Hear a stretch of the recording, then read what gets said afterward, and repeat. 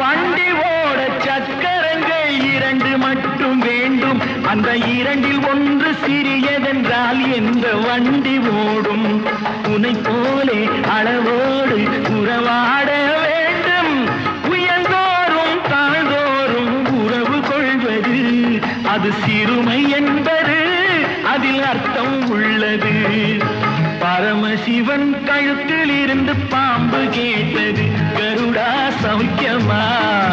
யாரும் இருக்கும் இடத்தில் இருந்து கொண்டால் எல்லாம் சௌக்கியமே. கருடன் சொன்னது அதில் அர்த்தம் உள்ளது.